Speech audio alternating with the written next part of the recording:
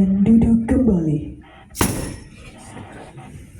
Syederalun Universitas Al-Muslim atau Muslim Pasangan Biren pada Sabtu 31 Agustus 2024 melakukan sidang senat terbuka wisuda sebanyak 183 lulusan dari 6 fakultas dan program pasca sarjana di Gedung MA Jangka. Dari 183 lulusan, 25 diantaranya lulus cum laude. Adapun sebanyak 183 lulusan terdiri dari laki-laki berjumlah 64 orang dan perempuan 119 orang.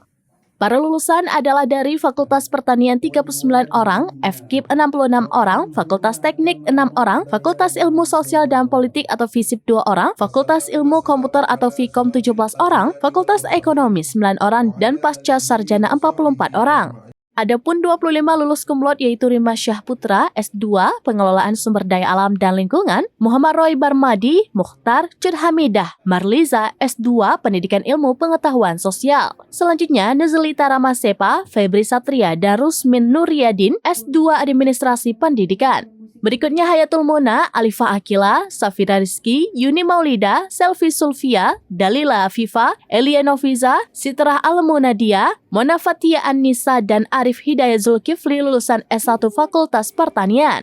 Selanjutnya Muhammad Omar, An-Nisa Ul-Kamila, Agustina, Atika Lauza, Zikria Yahya, Mauliza, dan Zikratun Nisak S1 Fakultas Ekonomi.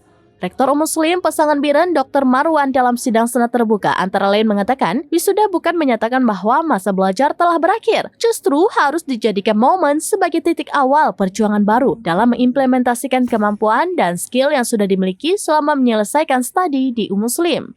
Di hadapan unsur Forkopimda, pengurus yayasan dan undangan lainnya, termasuk orang tua mahasiswa, Rektor menyebutkan bahwa mahasiswa aktif Muslim sampai saat ini berjumlah 6.130 orang. Dari jumlah tersebut, lebih kurang 2.659 orang sebagai penerima beasiswa KIP kuliah dan beasiswa internal, sebanyak lebih kurang 994 orang mereka bebas uang kuliah sampai selesai.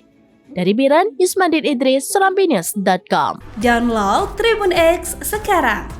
Menghadirkan lokal menjadi Indonesia.